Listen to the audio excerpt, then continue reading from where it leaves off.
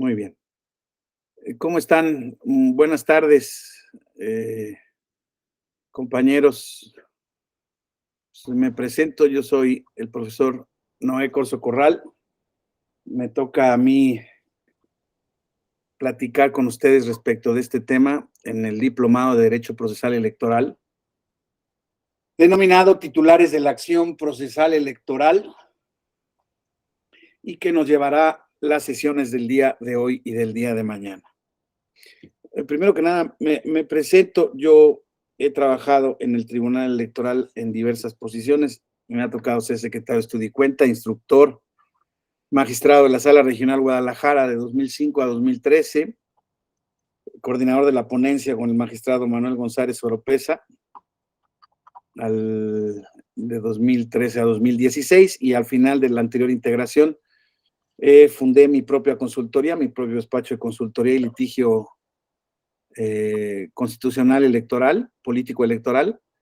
Y pues a partir de este año, gracias a la invitación y generosidad del magistrado Felipe de la Mata y de la doctora Gabriela Rubalcaba, directora de esta Escuela Judicial Electoral, me incorporé como profesor investigador a esta escuela. Y bueno, pues esos son mis antecedentes. Ya llevo un poco de tiempo trabajando la materia, más bien profesionalmente es mi único campo de especialización, entonces espero poderles transmitir algunas experiencias y algunos conceptos de provecho para su formación profesional, no profesional, post-profesional, y desde luego, pues, especialidad en esta materia, ¿no? Que es tan actual, tan compleja y tan vigorosa.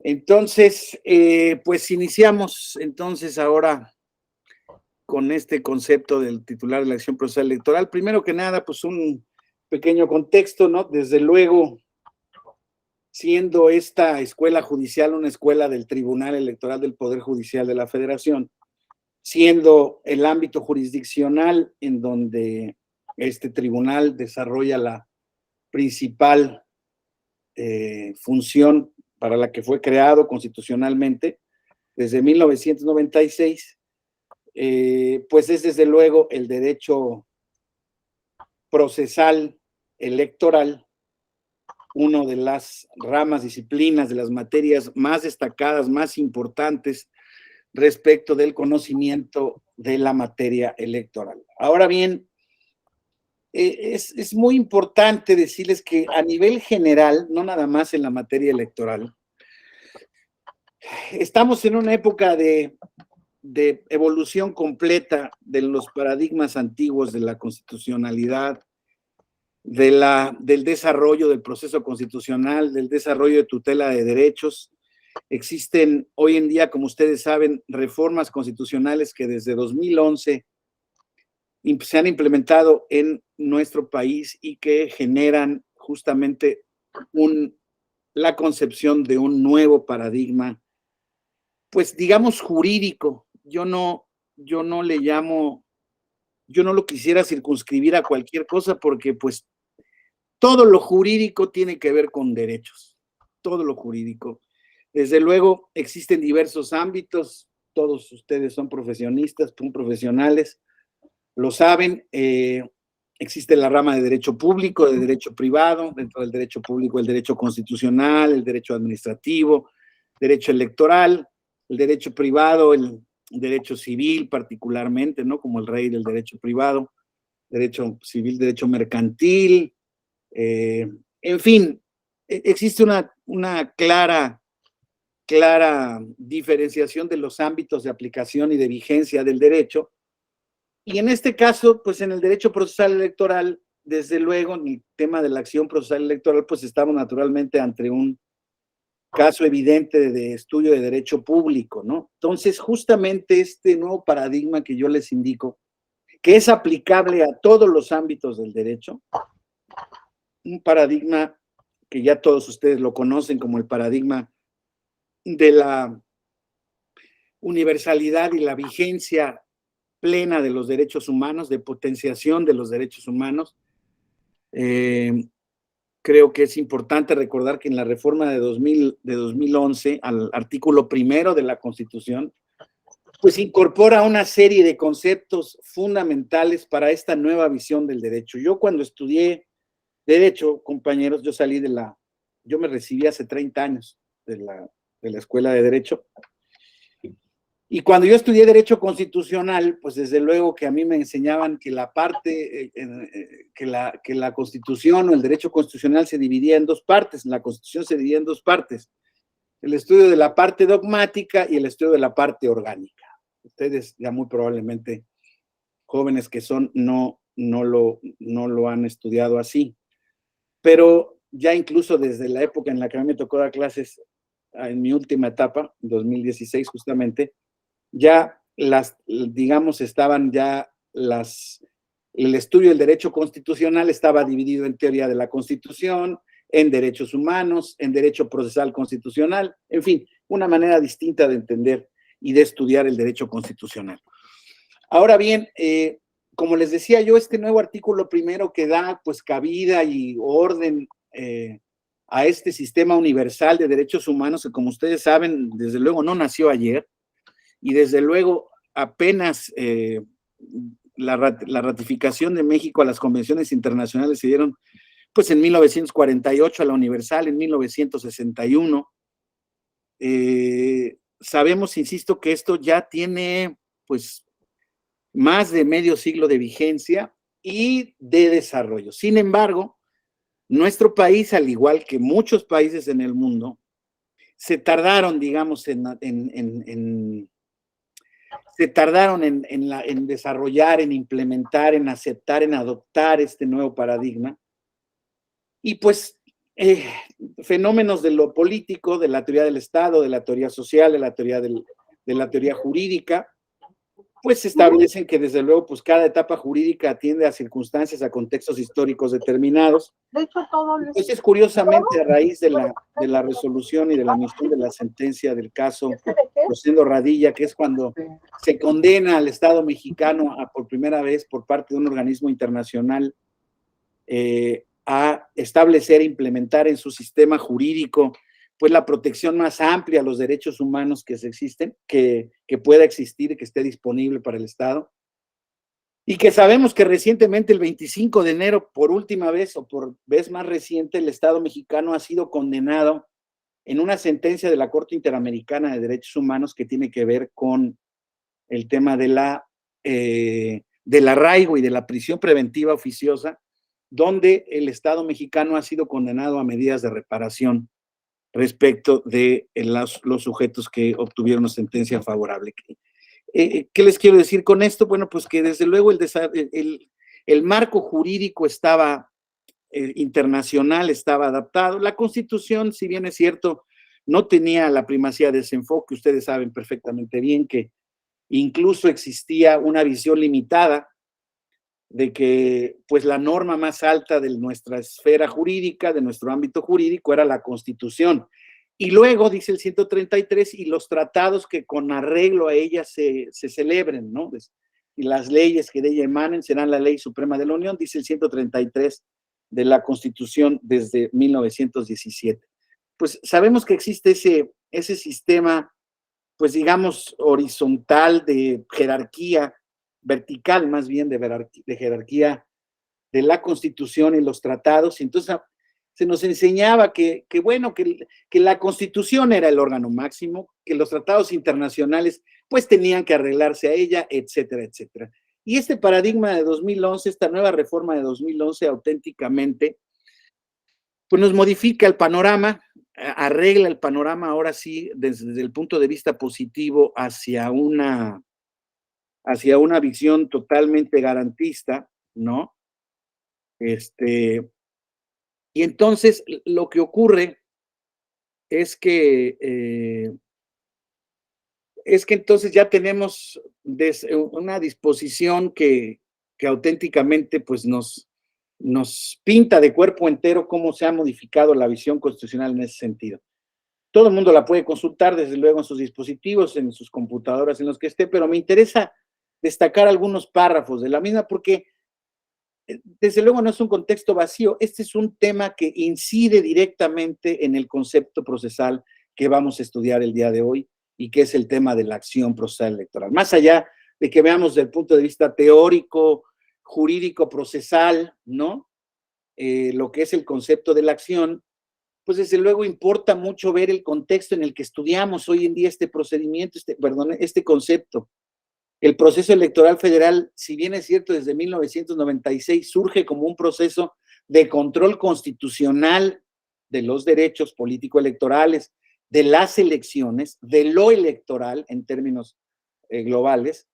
Es cierto, insisto, que esta visión de 2011, ya esta visión del caso Radilla, ya esta visión internacional, ya esta visión universal, ¿no? Nos recompone el campo y esto nos va a ayudar a entender a un montón de cosas que veremos y que para ustedes no será difícil comprender. Hoy en día para mí ya no lo es tampoco, pero debo reconocer que se han dado en el transcurso de evolución de 30 años, ¿no? De casi 30 años. Entonces, ha sido un avance sin duda relativamente muy rápido, vertiginoso. La jurisprudencia electoral ha crecido, se ha desarrollado paralelamente al concepto del nuevo paradigma, híjoles, incluso con anterioridad. Sin temor a equivocarme, les podría decir que desde luego, respetando y sí que esto se considere como una crítica negativa hacia la actuación del Poder Judicial Federal, desde luego que no. Formamos parte del mismo Poder Judicial Federal, los órganos del poder ordinario, establecidos en la Suprema Corte, tribunales colegiados, jueces de distrito, unitarios de circuito, y el Tribunal Electoral del Poder Judicial de la Federación, el Tribunal Electoral como órgano especializado. Desde que surge también el Tribunal Electoral, surge también como máxima autoridad en la materia, pero surge con una visión de control de constitucionalidad. Esta visión no fue inmediatamente desarrollada, adoptada, ni siquiera bien recibida por la Suprema Corte de Justicia. No es motivo de esta exposición, pero bueno, ahí hubo una serie de debates jurisprudenciales en donde incluso se llegó a sostener que el tribunal carecía de facultades de control constitucional. Entonces el tribunal, digámoslo así, ha desarrollado su jurisprudencia con base en esta visión que apenas se nos incorpora en 2011. Dice el artículo primero, como todos lo pueden constatar, en los Estados Unidos mexicanos todas las personas gozarán de los derechos humanos reconocidos en esta Constitución y en los tratados internacionales de los que el Estado mexicano sea parte, así como de las garantías para su protección, cuyo ejercicio no podrá restringirse ni suspenderse, salvo en los casos y bajo las condiciones que esta Constitución establece. Con esto me quedo. Fíjense el parrafito, compañeros, entre comillas, a la mitad del párrafo, así como de las garantías para su protección. Estamos hablando del derecho de acción. Estamos hablando de la acción procesal, ¿sí? Ya lo veremos con detalle, pero hoy en día no tan solo todas las personas gozan de los derechos, y esto me sirve muchísimo de arranque para el punto de vista o para el enfoque que le voy a dar a este tema de la acción procesal electoral. Nos sirve de punto de arranque porque, insisto, aquí están establecidos, dice el artículo primero, los derechos y las garantías para su protección. Y vamos a ver cómo este concepto, compañeros, viene desde Roma. Desde Roma está vigente ese derecho. En Roma se decía que si no había acción, no había derecho. Fíjense, incluso tomado ese concepto, ya son las nuevas construcciones de Savigny, de Winscheid, ¿no? Donde incluso ponen a la acción o superponen a la acción como dos caras de una misma moneda. Es el derecho subjetivo del individuo, material y procesal, ¿sí? Entonces, más allá de todas las concepciones que desde luego, desde el punto de vista teórico, tienen mucho valor y en la discusión teórica adquieren desde luego perspectivas muy ricas, ¿no? De discusión jurídica. Yo quisiera partir del enfoque, compañeros, de que hoy en día ya la acción es un vehículo, siempre lo ha sido, pero hoy más que nunca la acción es un vehículo para la protección de los derechos. O sea, acción es igual a derechos, ¿sí? Más allá de lo que veremos, la siguiente, por favor. Bueno, más bien ponemos la presentación, por favor, Kenia. Si pudiera pasar a la lámina número 2, por favor, sí, a la hoja número 2 de la presentación. Bueno, ahorita en lo que, ahí está, ahí va. Gracias, Kenia, muy amable. Fíjense, concepto de acción, esto lo vamos a ir vinculando, ¿no? Directamente. Tenemos que entender un concepto de acción. Perdónenme, aquí asumo conceptos libres, voy a hacer referencia a autores, desde luego, pero digámoslo así, mi punto de vista jurídico de la exposición pretende, además, es un pequeño disclaimer, como dicen los gringos. Desde luego, estas riquísimas sesiones académicas que se dan en el contexto de diplomados de conocimiento jurídico, desde luego que el profesor pues tiene libertad de cátedra y tiene la posibilidad de ofrecer el punto de vista que a él mejor le convenza, y desde luego siempre dotado de argumentos para su defensa y para su exposición. Entonces, en mi caso, digámoslo así, es un poco lo que resume esta perspectiva de derechos humanos, esta perspectiva prevista en el artículo primero, se traduce en estos conceptos, digámoslo así, abstractos. Claro que hago referencia ahí al derecho romano. Podemos decir, en términos generales, es la facultad de acudir ante un órgano jurisdiccional para que decida una controversia con efectos jurídicos vinculantes, ¿sí? Ahí ya vamos a tomar un montón de elementos, que si el órgano tiene que ser del Estado, que si tiene que ser público, que si puede ser un órgano de mediación. Olvidémonos ahorita de esa discusión, ¿sí? Vayamos ante un órgano jurisdiccional que pueda dictar una sentencia vinculante. Una sentencia vinculante se puede dar incluso por acuerdo de las partes, si podemos identificar a los sistemas de solución alterna de controversias. Incluso el magistrado de la Mata sostiene, y creo que con mucha razón, que uno de los futuros del sistema jurídico general, vamos a hablar de México, pero en general, son los métodos alternos de solución de controversias. ¿Por qué? Ante la múltiple judicialización de todos los temas, ante el gran rezago, la gran carga de trabajo que tienen nuestros órganos jurisdiccionales, la poca capacidad, el poco presupuesto, en fin, a un montón de problemas estructurales. Entonces, concédanme este concepto. Podemos discutir más al rato, voy a tratar de terminar con media hora de anticipación para que podamos conversar, y si alguien quiere exponer sus puntos de vista y lo podamos debatir o discutir con todo respeto y atención, lo haremos.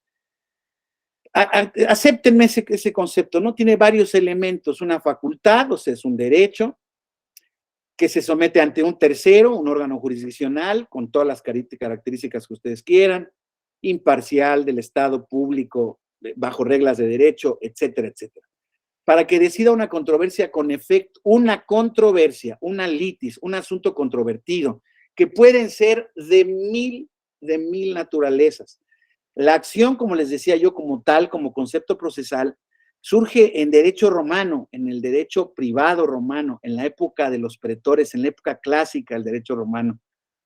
Y luego, ahora sigo viendo con mucha atención. A mí me tocó ser profesor, gracias a mi querido maestro José Luis de la Pesa, en paz descanse, de la Escuela Libre de Derecho, del primer y segundo cursos de Derecho Romano, donde se estudiaban estos conceptos. Eran 2 años de Derecho Romano, y decíamos desde ese entonces, ¿qué hacemos estudiando 2 años de Derecho Romano? Hoy en día, muchas facultades lo han reducido a un semestre, algunas lo han eliminado, y algunas escuelas todavía siguen con 2 años. Pero créanme que sí es un concepto, es un estudio histórico del derecho que, en mi opinión, infravalorado, desafortunadamente, tiene muchísimo que enseñarnos. Decía Celso, que era así como la definición clásica que recoge el digesto, que era el derecho de perseguir en juicio lo que nos es debido. Celso no fue un pretor, fue un jurista que se encargó de recopilar el tema del digesto.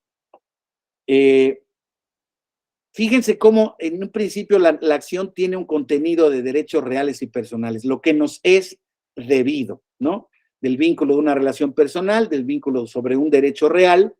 Entonces tendríamos que ver qué tipo de acción era la que se iba a deducir ante el pretor, pero el pretor podía decir, ok, tú me vienes a reclamar esta circunstancia, tú dices que ese predio que está en esa esquina es de tu propiedad, sin embargo está en posesión de él otro sujeto.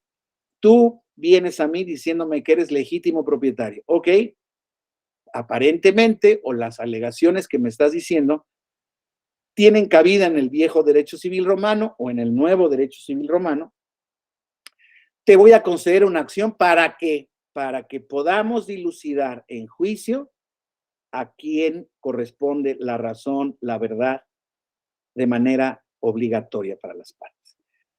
Entonces, como ven, insisto, surge con este concepto, por eso mismo, las acciones de la ley, el viejo sistema romano, que era de 5 acciones limitativas donde se podían deducir 3 derechos reales en 2 derechos personales y de ejecución de sentencia, vemos cómo está esa naturaleza privada, pero eran acciones de procedencia muy cerrada, muy cerrada. Por decir algo, por ejemplo, para ir a reclamar la propiedad de un inmueble, pues se tenía que ser propietario del mismo, ¿no? Entonces, el poseedor no podía reclamar la posesión del inmueble si es que no la tenía él. Entonces se daban acciones útiles, acciones ficticias, acciones que fingían ciertos supuestos y se iban adaptando esos nuevos modelos y se iba generando un nuevo catálogo de acciones que tenían el nombre del pretor que normalmente las iba concediendo, ¿no? Entonces, eso, compañeros, es lo que sucede un poco hoy en día, lo que ha sucedido hoy en día. Claro, el derecho privado tiene muchísima mayor riqueza y configuración de figuras, pues digamos, de vertientes o posibles hilos que pudieran desarrollar o contener el contenido de la materia, pero la materia procesal electoral, la materia político electoral, no crean que no ha pasado también por ese desarrollo. En un principio, el tema político, el tema electoral se refería prácticamente, todo el mundo lo identificábamos cuando recién integrábamos estos órganos como un tema de elecciones. ¿Y elecciones qué son? Pues elecciones, votar, votaciones, campañas si acaso, registro de candidatos, sí, y votar y bueno, ser votado, sí, también ser votado. Oiga, unirse para asociarse, ok, también. Era un contexto como muy limitado. Hoy en día los derechos políticos se han desarrollado de una manera amplísima, como ha pasado en muchas materias del derecho privado. Ya lo veremos con detalle. De ahí que cada desdoblamiento, cada capa, cada contenido material de cada derecho que tiene que ver con los procesos electorales, con las elecciones, con lo político electoral. Hablo de todos estos términos como sinónimos, compañeros. Quien los distinga, quien tenga un prurito formal, científico, lo respeto absolutamente. No. A mí, por eso les hago un poco la salvedad, ¿no? A mí, más o menos, lo que quiero decir es esto: no es que desprecie yo en absoluto las categorías, las metodologías, las concepciones teóricas, no, al contrario, no se trata de eso. Se trata un poco de explicarles de manera práctica cómo se ha desarrollado este concepto de la acción procesal y cómo hoy en día tiene, fíjense, paralelamente, ¿no? Alguien podría decir, si yo hubiera visto esto al inicio de mi andadura por los tribunales electorales, oiga, no me digan que en el tribunal electoral van a citarme a Celso con el tema de la acción. Pues sí. Nos sirve como una referencia para verificar este concepto que estábamos analizando previamente como un concepto genérico de acción, la facultad de acudir a un órgano jurisdiccional para que decida una controversia con efectos jurídicos vinculantes. ¿Cabe dentro de eso la definición de Celso? Claro. Les digo que Celso era de los pocos que había encontrado y había obtenido del edicto del pretor una definición más o menos precisa de acción, que ya hemos visto. La siguiente lámina, por favor, Kenia. Ya con el tema de esta categorización, para que vean que no desprecio a la teoría, al contrario, que la respeto y la respeto mucho. Además, mi buen compañero, el ex magistrado, profesor, bueno, siempre será magistrado para mí, el magistrado Flavio Galván Rivera, que es algo así como el tutor de este diplomado, nuestro experto más acabado en la materia procesal electoral, desde luego que me lo reclamaría si no fuera yo, ¿no? Entonces, Savigny ya desde el siglo pasado, como les diría yo, ya había confundido o bueno, había identificado este término como un término idéntico, ¿no? Fíjense que en unos principios la doctrina clásica de la acción, ¿no? Había pensado que era un derecho autónomo del derecho que perseguía. Existe esa discusión, desde luego, en corrientes, en doctrinas de pensamiento. Savigny dice, no, un poco a la idea de los Savigny, al final del camino un heredero de los glosadores romanos, identificaba como un desdoblamiento del derecho, ¿no? Decía, realmente son dos caras de una misma moneda, el derecho de accionar por un derecho sustantivo y el derecho sustantivo en sí mismo materialmente, porque si ese derecho sustantivo no existe, entonces no existe la posibilidad de obtener una decisión favorable en una controversia, ¿no? Entonces, ese concepto ha evolucionado un poco en ese sentido. Podemos citar a Winsheit, que era más o menos de la misma concepción, pero han pasado por ahí en el siglo XVIII, en el siglo XIX, en el siglo XX, Chiovenda, Kohler, Couture, Kelsen, Coviello, ¿no?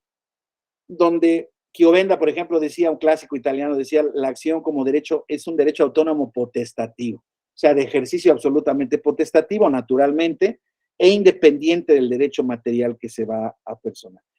Kohler decía por su parte, la acción forma parte es una vertiente del derecho de la personalidad, es como un atributo de la personalidad. Interesante la teoría, pero para todos los efectos, al final, Couture decía que era una forma del derecho constitucional de petición, ¿no? Al final del camino, creo yo, todas las concepciones teóricas que se han dado en ese concepto terminan involucrando ese concepto general de facultad, de órgano jurisdiccional ajeno a las partes, unas partes, un litigio, una contención, y posteriormente la emisión de una determinación que tiene que ser cumplida por las partes, ¿no? Y por virtud de esta nueva concepción que ya hemos leído en el artículo primero constitucional, con este nuevo paradigma de los derechos humanos, este concepto ya yo establezco o lo considero, lo conceptualizo como un concepto moderno. Ya el ámbito es cada vez, no importa la naturaleza de lo que se reclame, es un ámbito cada vez más público. Es un ámbito que no importa su naturaleza, insisto, de la controversia material involucrada, es un ámbito de potestades públicas, de facultad pública, de derecho humano. La acción, compañeros, lo que les quiero decir con tanto rollo, es que es un derecho humano previsto en nuestra Constitución, ya desde el mismísimo artículo primero, está contemplado la tutela judicial efectiva en el 17, pero además en el 25 primero, en el 25 de la Convención Interamericana de Derechos del Hombre. Entonces, digámoslo así, tiene esta concepción ya de derecho humano, de derecho individual, de derecho fundamental. Ya lo que podamos reclamar por ese conducto, yo creo honestamente, se los digo con un ánimo plenamente convencido, creo que el derecho de acudir hoy en día ya no se confunde con el derecho material. Ha obtenido una autonomía tal que cualquiera, claro, ahorita veremos con qué saldrá, cualquiera puede acudir a presentar un juicio en cualquier materia. Alguien me puede decir, claro, antes casi cualquiera también podía. Sí, puede ser, pero a nadie se le ocurría. A nadie se le ocurría. Hoy en día pueden hacer estrategias litigiosas en cualquier ámbito, simple y sencillamente para obtener ventajas políticas, privadas, económicas, sabiendo que no existe ninguna consideración al respecto.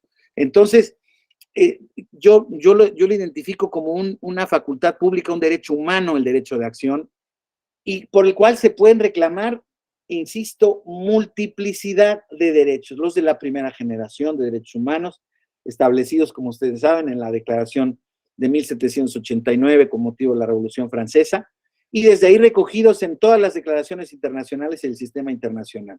Insisto, de naturaleza privada, mercantil, política, pública, medioambiental, etcétera, etcétera. Todos sabemos que hoy en día en los derechos de segunda generación, en los famosos derechos DESC, económicos, sociales y culturales, ¿no?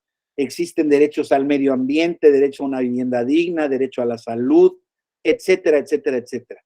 Oiga, Noé, profesor, ¿puede una persona ir mediante el juicio de amparo, ejercitar una acción de amparo para poder reclamar la vigencia de ese derecho? Sí puede, claro que puede. Que obtenga una sentencia favorable. No, alguien Ya veremos ahora conceptos procesales que son fundamentales, que tienen que ver con conceptos que derivan del tema de acción, que son el tema de la legitimación, ¿no? La legitimación procesal en la causa y en el proceso. Ya hay condiciones que se deben de dar para que pueda ser posible obtener una sentencia favorable a las pretensiones de quien ejerce el derecho de acción. Pero eso es distinto del derecho de acción mismo. Hoy en día, insisto, ya lo veremos al final, pero lo voy adelantando. El artículo 25 de la Convención Americana de Derechos Humanos, que como ustedes saben, nuestro país ratifica y es obligatoria para nosotros desde el 7 de mayo de 1981.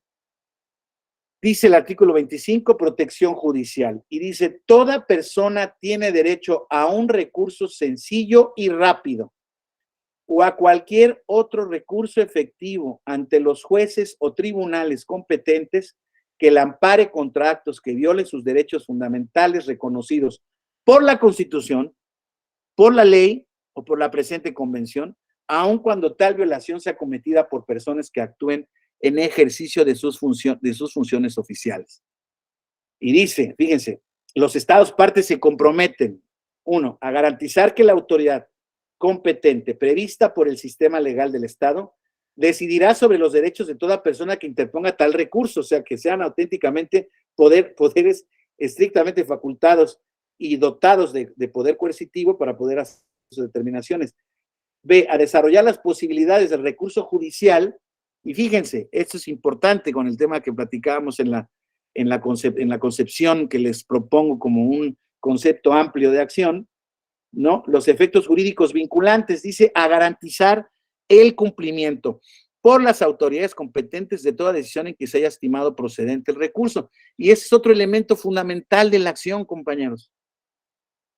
La acción tiene que estar provista de una capacidad o de un revestimiento público de naturaleza tal que permita hacer obligatorio el cumplimiento de las mismas. Sentencia favorable que se obtiene y que no es posible ejecutar su cumplimiento, pues es una sentencia que aspira a ser letra muerta, pero no a ser vigente un derecho que es tutelado en el ámbito, cualquier ámbito posible. No me limito a los derechos humanos, pero sí particularmente a los derechos humanos. Entonces, la siguiente lámina, por favor. Al igual que Savigny, ya Kelsen más moderno, ¿no? Ya sabemos que la teoría de la constitucionalidad o teoría de la constitución de Kelsen es uno de los paradigmas también sobre los cuales se nos ha dibujado este esquema normativo de la Constitución. También identificaba esta acción como un desdoblamiento del derecho, ¿no? Él todavía identificaba, al igual que Winshall, al igual que Savigny, una identificación material entre el ejercicio de la potestad para exigir el derecho y el contenido mismo del derecho. Sin embargo, a raíz de ahí surge este concepto procesal, como les decía yo, para hacer, perdón que se los diga, y aquí sí con autorización de mis profesores y mis maestros en la materia procesal, para hacer un poquito más complejo y difícil el derecho procesal, ¿no? A partir del derecho de acción se crean conceptos paralelos que tienen que ver con el ejercicio de la misma o la manera en que la misma se ejercita y se desarrolla.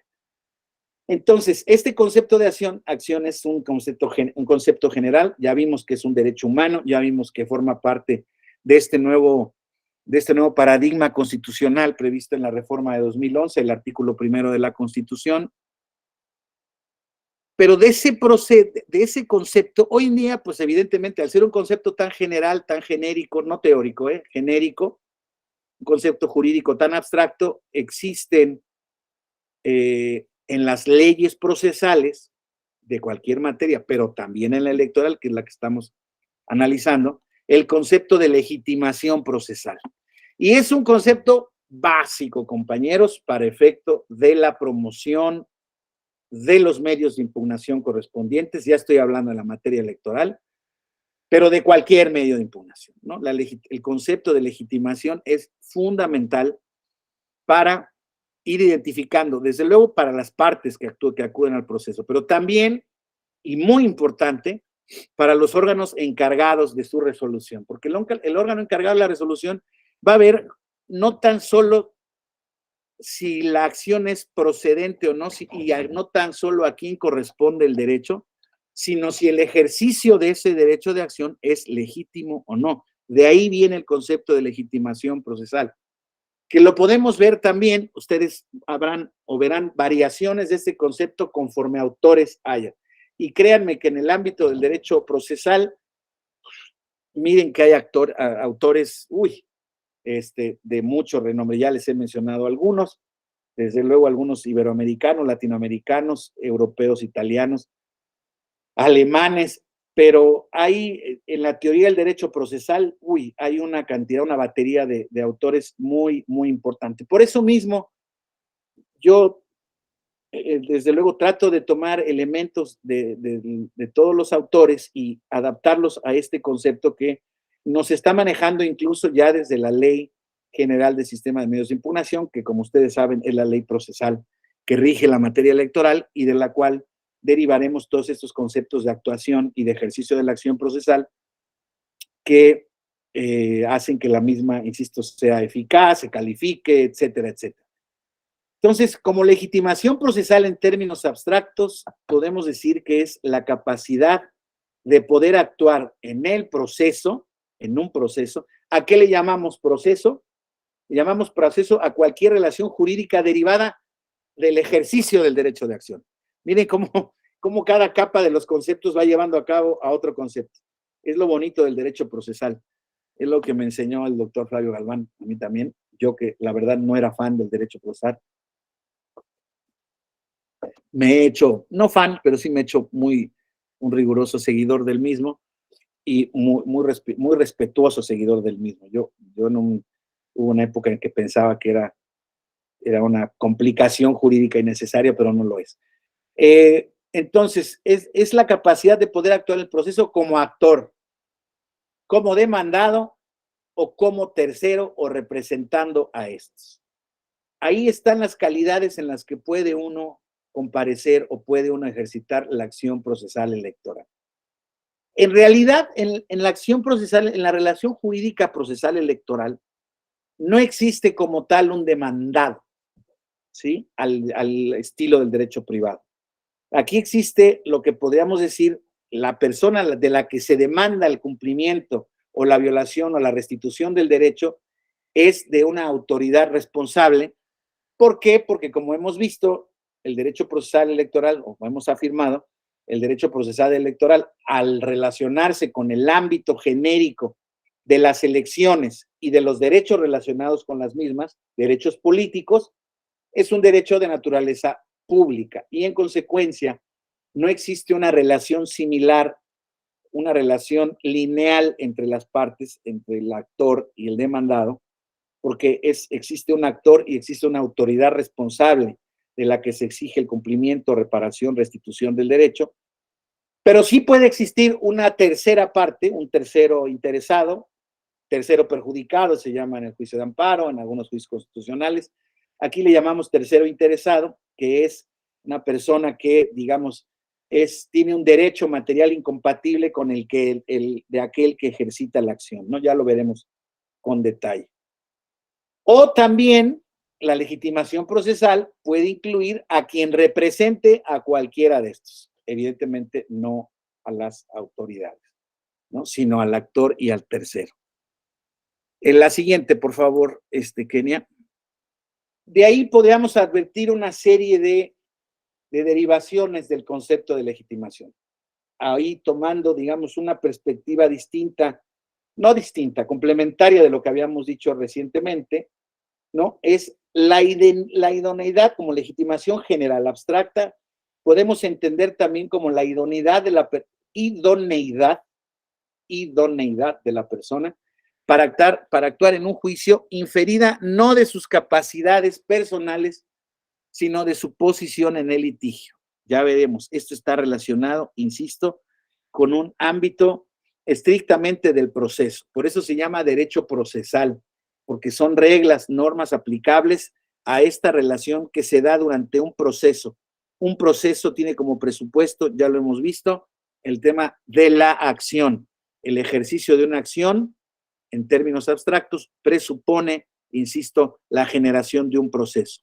Ya vimos quiénes forman parte del mismo, ¿no? Ahora bien, existen algunas acepciones del término de legitimación que podríamos identificar porque, pues, en el lenguaje siempre de la jurisdicción, en el lenguaje del Poder Judicial, existen estos conceptos. Desde luego nosotros como abogados, conocedores, litigantes de la materia, o como miembros o funcionarios de autoridades destinadas tanto jurisdiccionales como administrativas electorales, tenemos que conocerlos para identificar de qué se está hablando en una sentencia con precisión.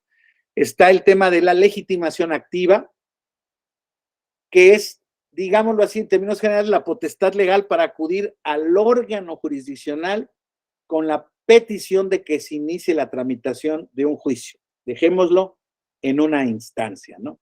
Un recurso, un juicio, un medio de impugnación. Ya veremos, existe ahí una distinción entre juicios y recursos técnica que las leyes procesales muy frecuentemente se la pasan por el arco del triunfo.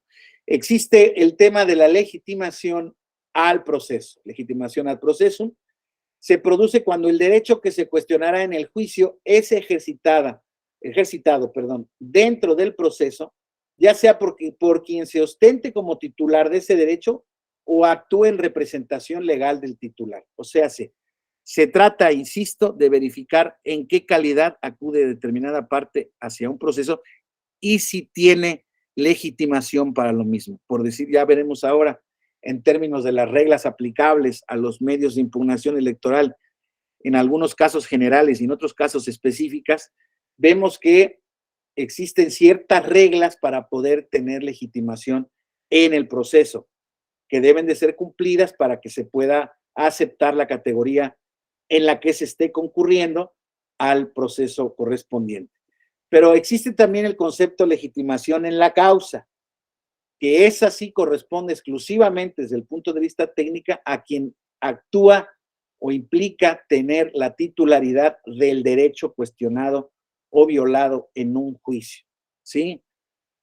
Una legitimación en la causa que, insisto, se identifica ya con el contenido material del derecho. La legitimación en el proceso se entiende como una posibilidad de ejercitar el derecho de acción. Ya veremos que el derecho de acción se puede ejercitar también por quien es representante de una persona, ya lo habíamos platicado en términos abstractos allá arriba.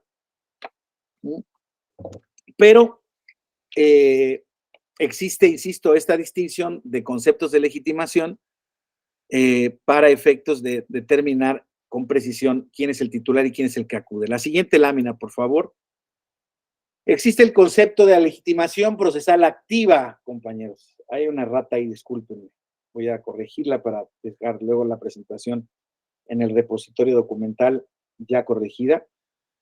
La legitimación procesal activa decimos que se produce únicamente hasta el momento en que se ejercita la acción en el proceso. Es decir, la acción nace con su ejercicio ante el órgano jurisdiccional. Y la legitimación pasiva, entonces, será la potestad que tiene una persona contra la que se endereza una demanda para poder actuar en el juicio. Eso lo podemos ver, insisto, en una relación lineal de proceso tradicional de derecho privado, ¿verdad? Actor demandado.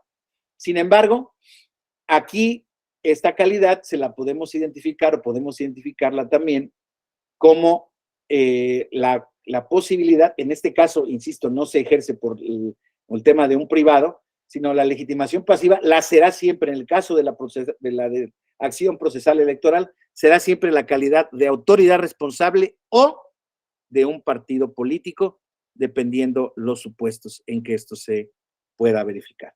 Fíjense cómo en este ámbito electoral, la única ente que se puede identificar como equivalente a la autoridad son los partidos políticos. Ya veremos en qué casos. Ahora, la legitimación en cualquiera de sus formas, otra rata, disculpen, debe ser examinada de oficio por el juzgador, ya que constituyen un requisito para el ejercicio del derecho de acción y que se dicte, hay un problema con mi letra C, disculpen, eso, me fueron puras C, y que se dicte una sentencia válida.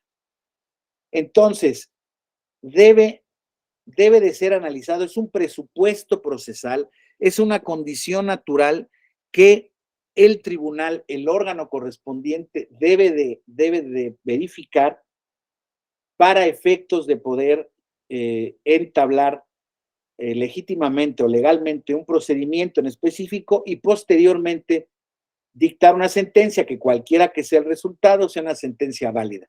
Evidentemente, el concepto de ejercicio de la acción, análisis de la legitimación, inicio de un proceso implica ya una relación sobre el cual ya se va a emitir una determinación vinculante que constituye o constituirá una sentencia válida para efectos. Ahora vamos, la siguiente lámina, por favor. Estamos haciendo digamos, una comprensión integradora de estos conceptos, que no es que la esté haciendo yo, creo que así se debe de comprender, creo que así está establecida y desarrollada, pero es muy importante, insisto, que veamos la especificidad de la acción electoral, que ya lo comentaba en términos antiguos, pero es un tema que tienen que tener presente.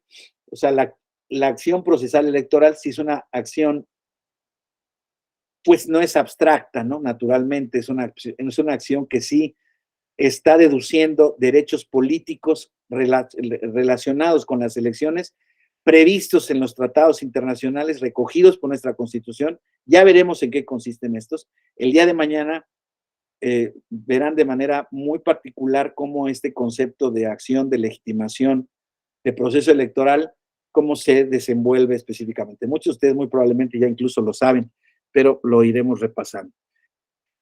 Siguiendo al doctor Galván, podríamos decir que derecho procesal electoral es la rama del derecho público que tiene por objeto establecer un conjunto de actos jurídicos y reglas relacionados con el procedimiento que se sigue ante los tribunales electorales, cuya finalidad consiste en elevar una cuestión litigiosa en materia electoral y que la misma sea resuelta de manera imparcial y conforme a las normas establecidas por la Constitución y la ley.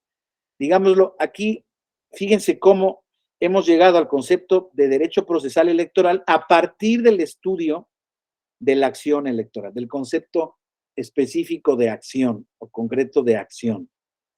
Ese concreto de acción y lo que en su ejercicio puede desembocar, que es en un procedimiento, en un proceso judicial, conforma todo lo que es este derecho procesal electoral, que aquí el electoral es el que adereza la especificidad de la relación jurídica del ejercicio del derecho de acción. ¿Sí? Son actos jurídicos, reglas, normativa que está relacionada con el procedimiento que se sigue ante tribunales electorales, cuya finalidad consiste en elevar una cuestión litigiosa en donde se deducen derechos políticos, cualquiera. Ya veremos aquí que incluso en el caso cuando se cuestionan resultados de una elección, se deduce no un derecho político en específico perteneciente a un ciudadano, sino a un derecho político derivado de un principio constitucional, que es el principio de la certeza y de la autenticidad de las elecciones. Cuando ustedes vean que los tribunales, hoy en día también bajo esa corriente principialista, que es la nueva corriente que hoy en día desde luego gobierna digamos, el sentir filosófico jurídico de los órganos constitucionales de resolución de conflictos, por ejemplo, a nivel electoral, ya en este modelo de derechos humanos, veremos que cualquier principio, derecho que se deduzca en esa materia tiene que ver con el tema de un principio constitucional, aunque no sea particularmente, digamos, no sea una titularidad exclusiva del mismo. Por ejemplo, yo como ciudadano, ustedes como ciudadanos tienen el derecho político electoral individual de votar. ¿Sí? Ahora, ese derecho general de los ciudadanos, ese derecho humano, ese derecho político establecido en la Constitución, se ejerce de manera individual, compañeros. Pero el resultado conforma la legitimidad y el sustento de un Estado democrático de derecho, compañeros. Ustedes saben que una de las condiciones también que establece la Convención Interamericana de Derechos Humanos, nuestra constitución política, desde luego, la Carta Democrática Americana, todos los instrumentos nacionales, internacionales, establecen como un prerequisito para la vigencia de derechos humanos, como estos, los político-electorales, como ejercicio, como por ejemplo el ejercicio del derecho de acción de la tutela judicial efectiva, que ya vimos en el artículo 25 de la Convención Americana de Derechos Humanos, tienen como prerequisito que el entorno político, el Estado en el que se ejercen, sea un Estado democrático.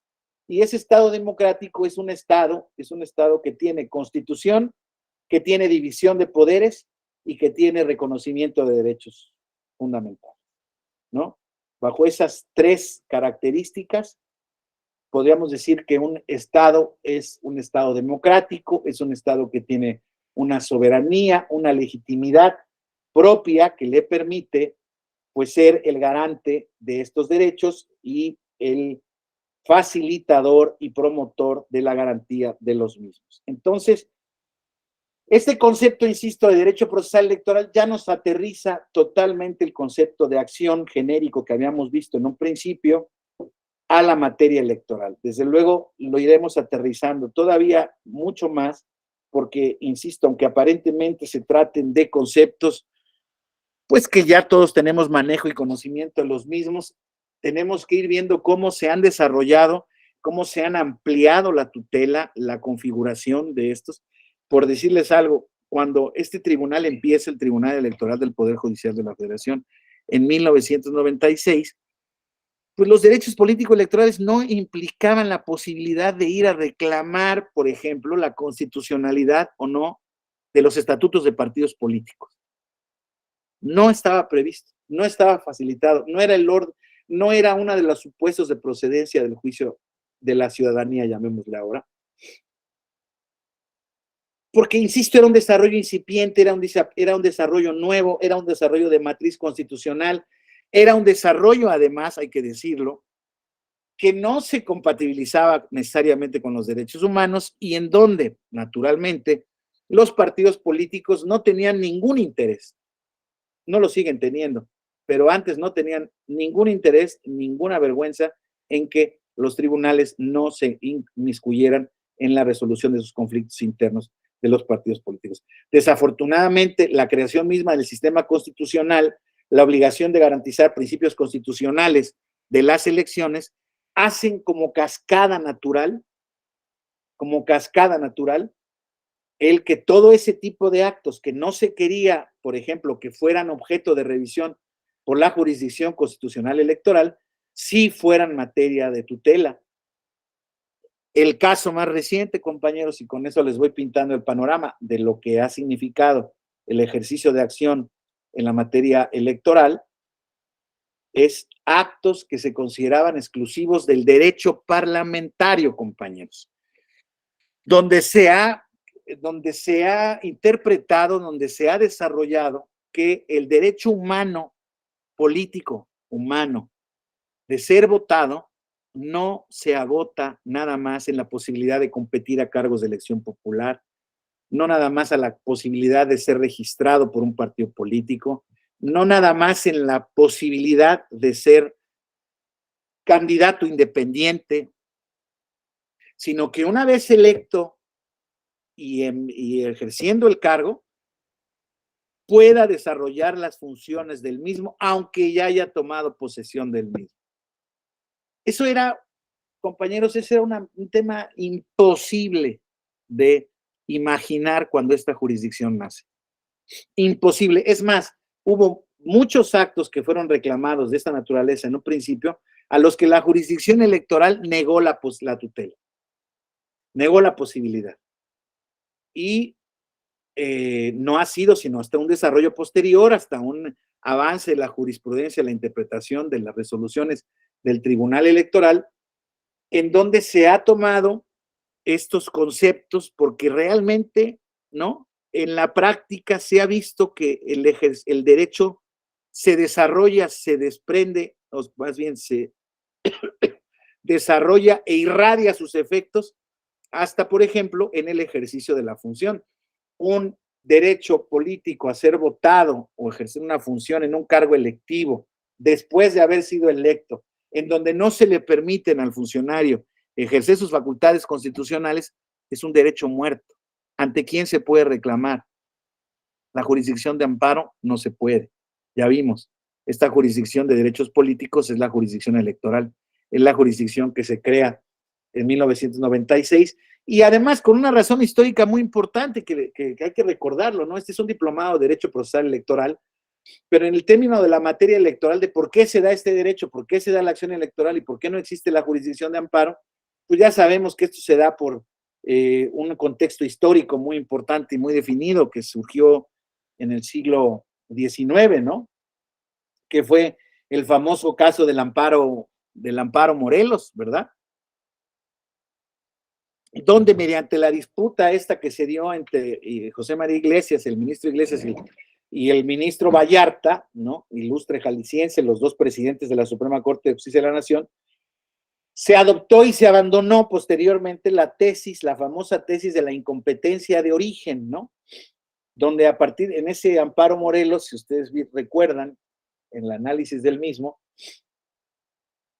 existía, nadie fue a reclamar cuestiones estrictamente electorales, fueron un grupo de hacendados que fueron a quejarse de una ley de hacienda estatal en el estado de Morelos que se había emitido mediante el gobernador, mediante el periodo del gobernador Leiva, ¿no? Entonces, ¿cuál fue el motivo de la reclamación de estos hacendados? El motivo de reclamación fue que el gobernador Leiva y los diputados que la habían aprobado, o algunos de los diputados que la habían aprobado, tenían un actuar ilegítimo. ¿Por qué? Porque sus condiciones de elección no habían sido las que se tenían como establecidas para poder haber sido electos constitucionalmente. Entonces, ante esa posición, ¿no?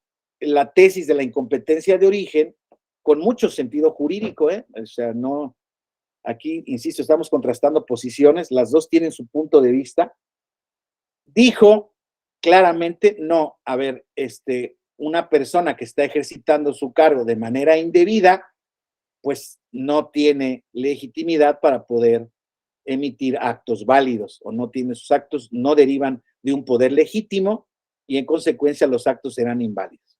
Posteriormente, este criterio al seno de la Corte, con varios, bueno, con una mayoría de ministros en contra de ese criterio, con el argumento de que esto llevaba indefectiblemente a que el Poder Judicial ordinario, a que el Poder Judicial federal resolviera sobre cuestiones político-electorales, naturalmente. Si tenemos que calificar la legitimidad de una autoridad, pues eso implica calificar reglas políticas y eso desnaturaliza la función del Poder Judicial. Fíjense cómo existía una concepción de la acción de naturaleza evidentemente privada. Lo público quedaba, salvo el acto administrativo, claro, en donde los afectados eran particulares, sí, podía ser objeto de la jurisdicción ordinaria. Pero ya cuando el tema se trataba de temas electorales, político-electorales, esto implicaba una desnaturalización del juicio y, en consecuencia, esa posición mayoritaria en la Suprema Corte de Justicia obtuvo mayoría y por lo mismo se estableció posteriormente como causa de improcedencia en el juicio de amparo. Y entonces los derechos político-electorales nunca fue posible deducirlos en juicio de manera válida. Compañeros, ¿me permiten un breve receso técnico de 3 a 5 minutos, por favor? Si se mantienen con sus cámaras, ahorita regreso máximo 5 minutos. Les aprecio mucho, ¿eh? Gracias. Por supuesto, doctor. Sí, doctor. Gracias.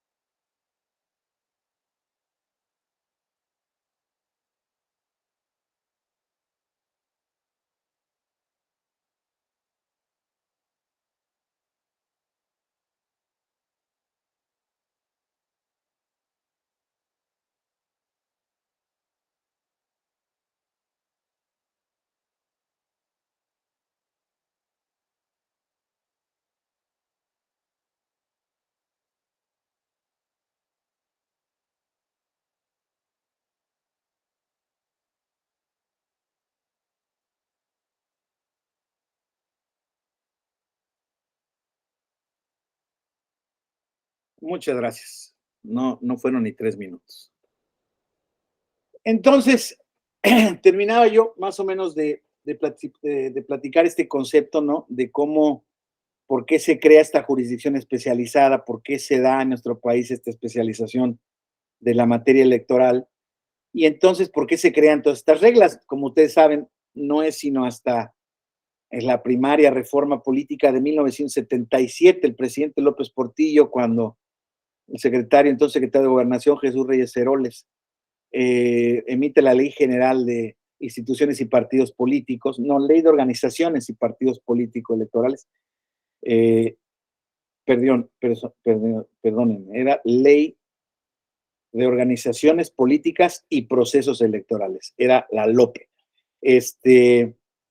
Se generó ya ahí una posible, digamos, evolución del sistema político mexicano, primero analizando o aceptando las diputaciones de partido, o que más tarde fueron las de representación proporcional, pero no fue sino hasta 1987 que se crea un tribunal de lo contencioso electoral federal, de naturaleza administrativa, muy limitado, pero 9 años después, pasando por un tribunal federal electoral, 1991, y que duró hasta hasta la elección de 1994, y no es sino hasta 1996 donde se crea esta jurisdicción constitucional electoral y que, insisto, es la que establece esta jurisdicción especializada como, digamos, un reclamo social, un reclamo de la oposición.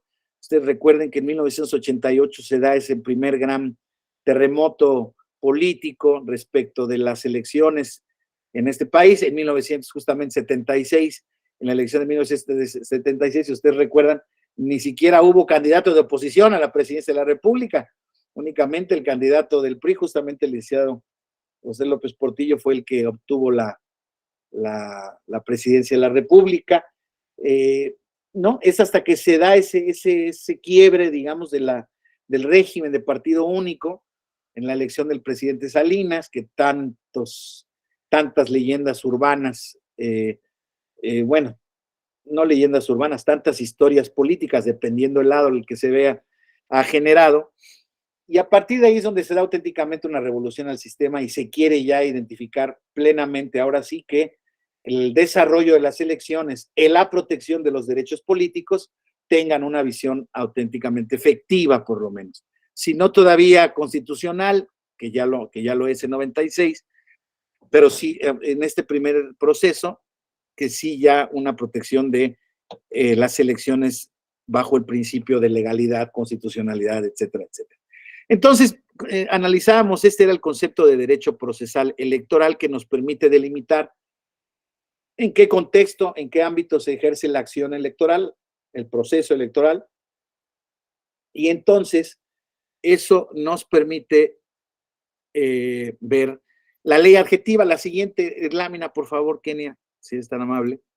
La siguiente lámina, pues ya, como les decía yo, en 1996, ya se establece, previamente a esta ley existía el Código Federal de Instituciones y Procedimientos Electorales, el viejo COFIPE, que tenía unas reglas, pues, de organización, de celebración de las elecciones, de desarrollo, de establecimiento de autoridades electorales y de un incipiente sistema de medios de información. Pero no es sino hasta esta ley de 1996, está vigente hasta la fecha, está ahora en stand-by el paquete de reformas, como todos ustedes tienen noticia, del famoso plan B electoral, en donde se contempla una reforma a la ley. Y desde luego no es hoy en día mi posibilidad el que nos refiramos a ella.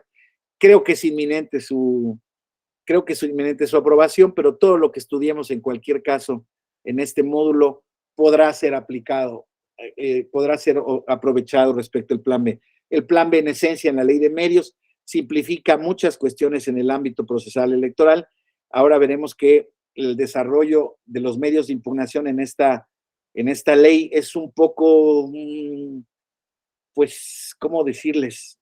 Es un poco complicado, es limitado, es un poco, pues no rupestre, pues sí es rupestre porque es el primer sistema de medios de impugnación que se establece en el sistema constitucional mexicano, Pero bueno, tenía muy buen sentido, ¿no? Se trataba de buscar que todos los actos y resoluciones en la materia electoral fueran objetos de control. No lo lograba, no lo logró, sino la jurisdicción electoral donde eso se da de manera mucho más plena, pero esta nueva ley electoral, esta nueva ley de medios, la nueva que se propone en el Plan B, que ya fue aprobada por la Cámara de Diputados, respecto de esta ley no hay nada en suspenso realmente. Bueno, realmente no hay nada en suspenso más que el tema de la cláusula de la vida eterna, que es lo único sobre lo cual se tiene que pronunciar el Senado. Lo demás, en principio, no hay manera en que se pronuncie, creo yo, desde la técnica constitucional. Entonces es un hecho de que la ley se va a simplificar y únicamente van a existir dos medios de impugnación electorales, propiamente electorales, que va a ser el juicio electoral y el juicio de revisión constitucional electoral. Ya veremos ahora eso qué implica, ¿no? Pero implica una reducción de requisitos, de complejidad.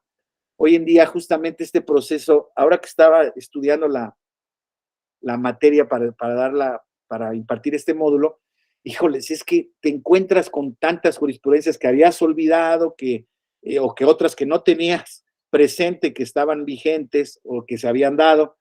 ¿Por qué? Porque ha sido, insisto, una jurisdicción que se ha hiper utilizado. O sea, el sistema de la jurisdicción electoral ha sido uno de los sistemas que más ha crecido en cuanto a su ejercicio, su utilización por parte de los ciudadanos, de los partidos políticos, de los actores políticos.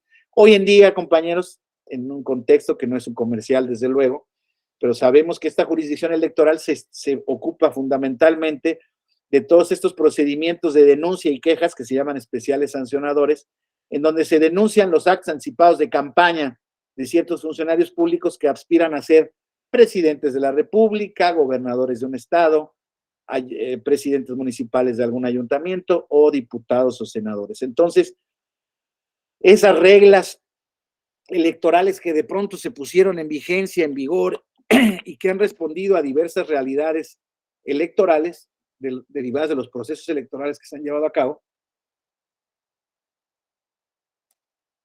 ha generado, insisto, que esta jurisdicción se desarrolle de una manera vertiginosa, veloz, paralelamente que va tomando en cuenta estos rasgos que habíamos visto de la reforma de derechos humanos del artículo primero. Hoy, por decirles algo, no existe el juicio electoral en la ley como un medio de impugnación genérico para poder impugnar todas aquellas cosas que no estén previstas en los medios de impugnación específicamente regulados en la ley, ¿sí? Existe hoy en día un juicio en el ámbito de un instructivo de medios de impugnación emitido mediante un acuerdo general por la Sala Superior. Existe la vigencia de ese juicio y entonces existe la acción electoral disponible para todos aquellos casos que la ley incluso no había previsto. Entonces, esta ley, pero nuestra ley marco es esta ley de medios, sea como sea que esté, hoy en día está vigente, como la vamos a estudiar el día de hoy y mañana, porque se reformará hasta la semana que viene. Entonces, insisto, si bien es cierto, va a haber algunos conceptos que la semana que viene van a ser viejos o anacrónicos, van a comprenderse dentro del juicio electoral y van a ver como ciertos pruritos que se establecen o que se estudian hoy en día en la ley o como parte del derecho procesal electoral han tendido a disminuir y van a tender a disminuir, y no tan solo porque la ley lo diga o no lo diga, perdón que se los diga yo así, pero ya leíamos nuestro artículo primero, cómo obliga a los tribunales, dice, las normas relativas a los derechos humanos, derechos políticos, derecho de acceso a la jurisdicción, derechos del proceso electoral, se interpretarán de conformidad con esta Constitución y con los tratados internacionales de la materia, favoreciendo en todo tiempo a las personas la protección más amplia, el principio pro persona, compañeros, establecido constitucionalmente. ¿Se acuerdan ustedes todos estos grandes profesores de Derecho Constitucional, maestro Fix, Amudi, en paz descanse, estos grandes profesores de Derecho Electoral que nos hablaban de la importancia de la interpretación, de la adopción del principio pro persona como interpretación, como guía de interpretación para la solución de controversias, no de derechos humanos, desde luego, pero en cualquier ámbito? Ahora este principio de pro persona, pues es que, compañeros, ya no es, o sea, ya es una norma obligatoria de la Constitución. digámoslo así, podemos en términos formales asegurar categóricamente que ese principio es una norma constitucional. Ya no nos hagamos bolas. No hay que acudir a esos parámetros de interpretación del bloque de constitucionalidad. No. Hoy en día, perdón, salvo la mejor opinión de todos ustedes y de quien considere en otro sentido, el sistema está mucho más sencillo, mucho más fácil de entender, porque, insisto, creo que la reforma y la evolución del sistema ha sido categórica, unánime. No hay nadie que se atreva, creo yo, hoy en día, no he encontrado por lo menos referencias académicas, doctrinales en ese sentido, salvo algunas críticas fundadas, más o menos fundadas o puntos de vista, en donde se ha alegado que no tan solo la jurisdicción electoral, sino la jurisdicción constitucional que también ejerce la Suprema Corte de Justicia es una jurisdicción falsamente, en algunos casos, garantista. Pero bueno, esas son posiciones de crítica legítima desde el punto de vista de la teoría jurídica, que se pueden ejercer y que seguramente tendrán sustento. Y pues están ahí para ser debatidas y para ser analizadas y estudiadas. Pero desde luego, estas teorías incluso críticas, digámoslo así, de la jurisdicción amplia que se ha dado en derechos humanos, en derecho electoral, son con base en el análisis de el estudio de sentencias que se han emitido, tratando de ejercer plenamente estos principios. Si lo hicieron bien o no, no me toca calificarlo a mí, no soy quien yo para decirlo, y menos en este foro. Lo que sí les puedo decir es que estoy seguro en todos los casos ha sido con una intención garantista o protectora legítima. Bueno, entonces ya vimos cuál es nuestro marco procesal, nuestra ley donde está establecida el desarrollo y establecimiento de nuestro derecho de acción procesal electoral y donde están comprendidos en consecuencia los titulares. Adelante, por favor, Kenia. Entonces, la ley de medios establece, como ya lo analizaremos ahora, una normativa común para todos los medios de impugnación, una serie de reglas generales, ¿no? Que se tienen que aplicar para todos los medios de impugnación, para que un proceso sea válido, para que se lleven a cabo las reglas del debido proceso, de la tutela judicial efectiva que hemos estado hablando, y también establece reglas precisas o específicas de legitimación, por ejemplo, derecho de acción, dependiendo los medios de impugnación. Ya veremos, compañeros, se los digo como antecedente, ya veremos que existen en un principio reglas como muy claras, como muy precisas de la ley, que con motivo de la interpretación han sido superadas. Les digo yo que hoy hay algunas partes de la ley donde se pueden leer de manera incluso restrictiva. Se establece en algún artículo que ya veremos que la promoción del juicio ciudadano no admite representación. Sí admite representación. Hay una contradicción de criterios establecida desde el año 2013, la contradicción de criterio 5 de 2013, donde se establece que el juicio para la protección ciudadana se puede establecer con representación y no tan solo eso, se puede establecer, se puede enderezar contra resultados electorales, que ya veremos, es adelantarme un poco en el tema. Lo siguiente, por favor. Si por razón de método, analizaremos los distintos métodos de impugnación, desde luego. Primero, las reglas generales. El artículo 2 de la ley también establece las reglas de interpretación a seguir en la aplicación de la ley, así como las normas sustantivas que van en consonancia a lo que habíamos visto de la reforma constitucional de 2011. Ya la última reforma, la ley de medios, que es de 2014, ya establece incluso las reglas de interpretación sobre conflictos internos de los partidos políticos. Y así dice nuestra Ley General del Sistema de Medios de Impugnación, su artículo 2, dice a la letra. Dice: para la resolución de los medios de impugnación previstos en esta ley, las normas se interpretarán conforme a la Constitución, los tratados e instrumentos internacionales celebrados por el Estado mexicano así como los criterios gramatical, sistemática y funcional, y a falta de disposición expresa, compañeros, artículo 16 constitucional, se aplicarán los principios generales del derecho. Hoy en día, les diría yo, a falta de disposición, se aplicarán lo que sigue en el presente párrafo, el siguiente párrafo, perdón. Párrafo segundo del artículo segundo de la Ley de Medios, la interpretación del orden jurídico deberá realizarse conforme a los derechos humanos reconocidos en la Constitución, favoreciendo en todo tiempo a las personas con la protección más amplia. Si tú vienes a deducirme un derecho político, bueno, perdón, termino para no hacerlo demasiado partido, y luego dice el párrafo tercero, en la interpretación sobre la resolución de conflictos de asuntos internos de los partidos políticos, se deberá tomar en cuenta el carácter de entidad de interés público de estos como organización de ciudadanos, así como su libertad de decisión interna, el derecho a la autoorganización de los mismos y el ejercicio de los derechos de sus militantes. Es una especie como de salvedad que dejaron los partidos políticos puestas para que la interpretación, cuando se trata de conflictos internos de partidos políticos, lo que dice esa norma es, trata de dañar, de meterte lo menos que puedas en ellos, tribunal. ¿Cómo les explico que la jurisprudencia del tribunal ha sido muy clara en ese sentido? Y pues desde luego cuando existe un derecho político electoral deducido respecto de lo que podría ser considerado como la esfera de autodeterminación de un partido político, pues el tribunal tendrá que interpretar a favor del derecho político electoral del miembro del partido. Ojo, en principio como principio básico de interpretación hay que ver los supuestos concretos, ¿no? Aquí es algo muy interesante que platicamos desde lo de la jurisdicción romana, ¿no? Los casos prácticos que va imponiendo la vida moderna, el día a día, son inimaginables. Aquí hasta el momento no hemos visto nada, no hemos visto todo.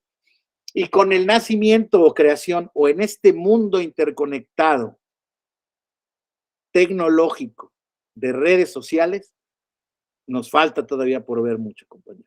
Ya vemos que hoy en día existen estas grandes corrientes jurídicas donde están advirtiendo de un problema grande, la falta de regulación y control sobre los medios electrónicos masivos de comunicación hoy en día, estos medios tradicionales de la radio, la televisión, etcétera, etcétera, los medios impresos, ya hoy en día, como todos saben, ya nadie ve la televisión, ya nadie ve las noticias prácticamente, todo mundo se informa. Yo soy viejito, yo sí las veo, yo todavía tengo mis sistemas de cable, yo todavía cuando puedo compro el periódico, el periódico impreso, pero debo reconocer que cada vez ya me acostumbré a verlo aquí, a tenerlo aquí, igual que todos ustedes. Ya no les quiero decir mi hijo tiene una televisión que utiliza para sus juegos electrónicos, estos que son de, ¿cómo se llama? Del Xbox y el PlayStation, esas cosas, pero todo lo demás lo ve en el teléfono. Digo, ¿cómo puedes ver la película en el teléfono? Ahí lo ven. Todo mundo está interconectado en este tema. Eso se ha dado para un montón de situaciones que hoy en día están ausentes de reglamentación en el derecho y tienen que ser resueltos conflictos auténticos por vías o por la aplicación de principios generales del derecho, principios de respeto a los derechos humanos, pero eso genera una problemática y una incertidumbre jurídica muy, muy grande. Se los quiero decir porque entonces hay tentaciones de la censura, de la prohibición, de la reglamentación, de esto que se llama, al final del camino, pues una sociedad, un conjunto de ciudadanos, un conjunto cívico, de gente que participa cada vez más de distintas maneras en lo público y en lo privado, que generan nuevas realidades democráticas incluso, ¿no?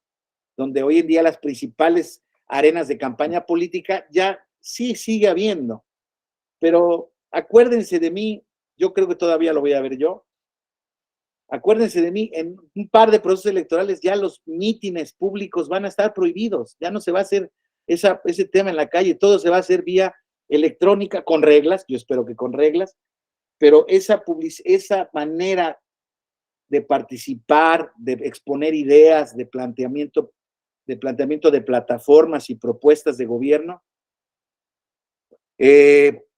pronto vamos a ver una transformación en lo mismo, y el problema existe en que no, el derecho y la reglamentación, de acuerdo a los ámbitos en los que se dan, ¿no?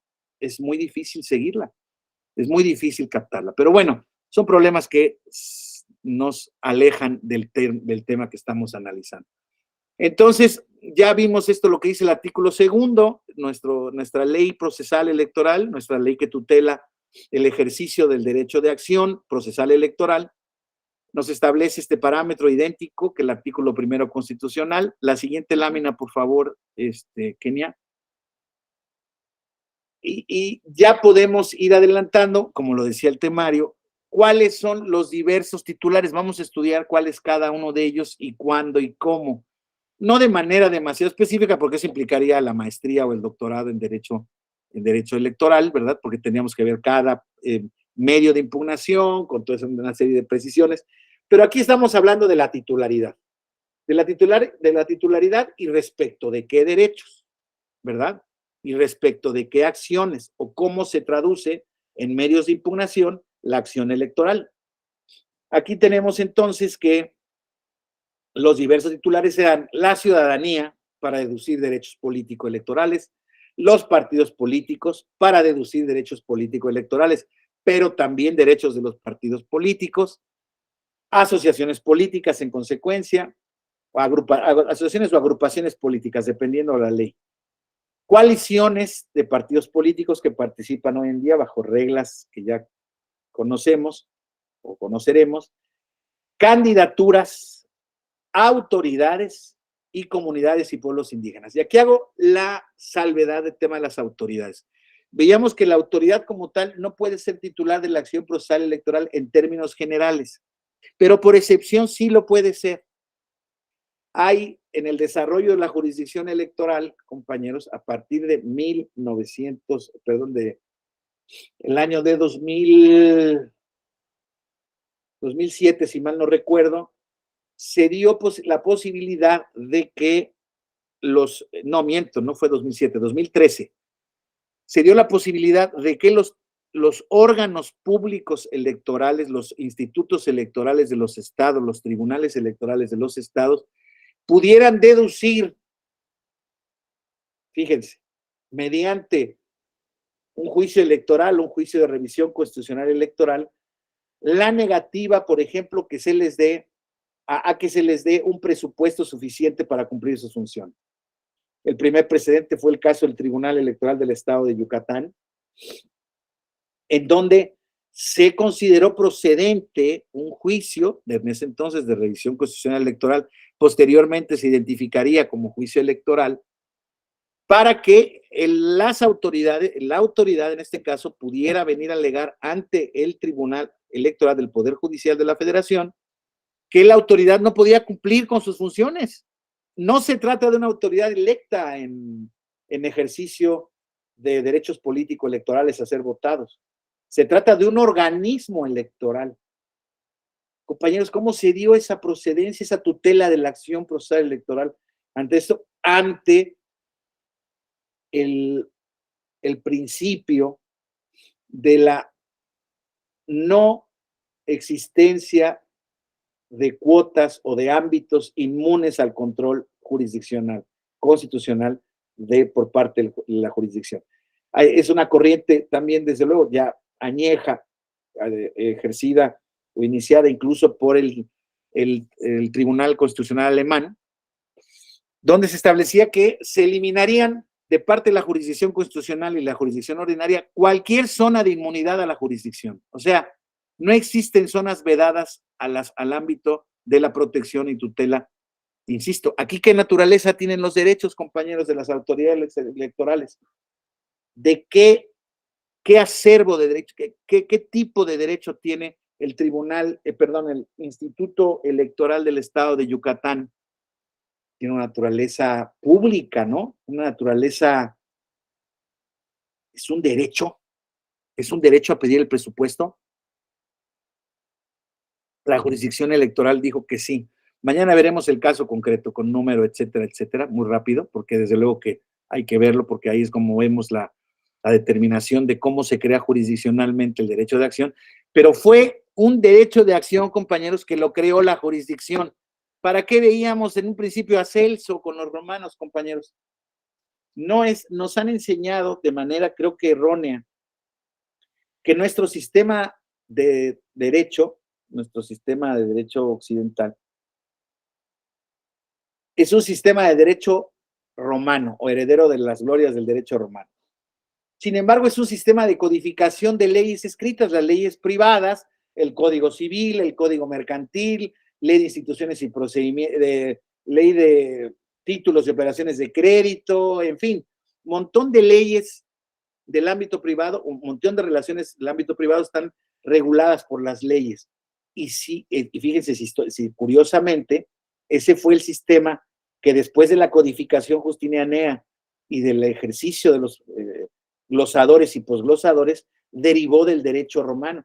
Fíjense cómo el derecho romano tuvo una expresión casuística en un principio y posteriormente terminó en un orden codificado de derecho, en un órgano racional interconectado donde las normas bajaban, ¿no? Las normas regían de lo abstracto a lo concreto. Y hoy en día, y realmente el derecho clásico romano se daba al nivel del sistema de precedentes, que es el sistema vigente en el common law, en los países de sistema angloamericano, Inglaterra y Estados Unidos fundamentalmente, Canadá. Entonces, esos son auténticos herederos de la riqueza del derecho romano. Pues hoy en día, nuestra jurisdicción electoral ha sido una jurisdicción muy rica en ese tipo de cuestiones, en ese tipo de creación y de tutela de derechos, en ese tipo de desdoblamiento del derecho de acción, en ese tipo de aceptación y protección del ejercicio del derecho de acción. Fíjense cómo hoy en día la tendencia, y a partir de la reforma de 2011, es: ven, dime los hechos, que yo te doy el derecho. Incluso por una persona que no estaba, o por una parte que no estaba, no está legitimada en la ley electoral. No está. Los órganos electorales no son capacitados para poder deducir acciones en el ámbito, pero la jurisdicción ordinaria, ya mañana lo veremos. Estoy llegando a la hora, ya me pasé, son 5:35. Habíamos dicho que por aquí quizá lo podemos dejar en términos de que yo ya pare de hablar y alguno de ustedes o algunos de ustedes puedan externar comentarios, dudas, participación, etcétera, etcétera. Creo que sería muy bueno hacerlo hasta por unos 10 minutos, 15 minutos, para que luego demos tiempo a que el área técnica se pueda encargar de la siguiente exposición que está prevista en otro diplomado. Entonces, en este ámbito virtual, pues yo daría hoy por concluida hoy la primera parte en lo que va hasta ahorita.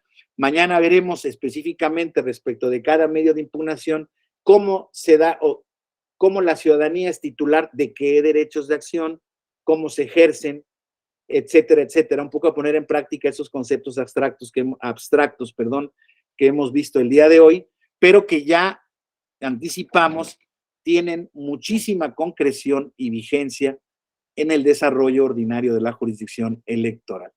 Entonces, compañeros, si alguien quiere, píquele la manita y podemos darle oportunidad de que abra su micrófono.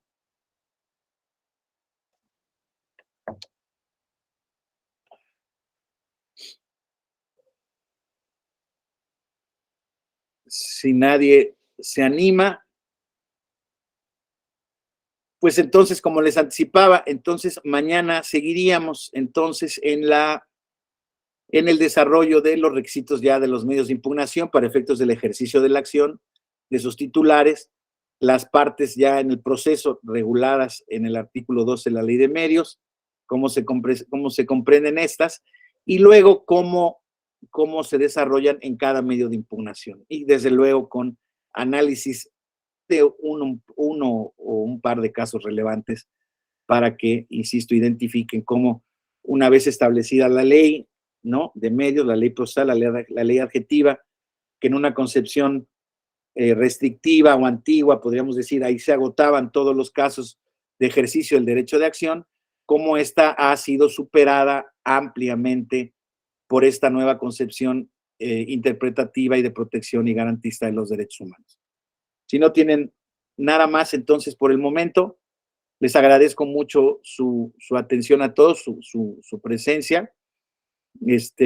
A Valeria Cabrera, Alejandro Caballero, Arisbet García, Chanel García, Clemente Cristóbal, Daniel Alejandro, Elías González, Emilio Madera, Eric Eduardo García, Guillermo Hernández, Isaí Laitzin Flores, Jesús Alberto Díaz, Lisauli Vicencio, Luis Felipe Cardoso, María Soledad Chávez, Raúl Alejandro Torres, Rosalba Maribel Guevara, Sergio Avilés de Menegui y Yael Manuel García Velázquez. Yo les agradezco la atención, compañeros.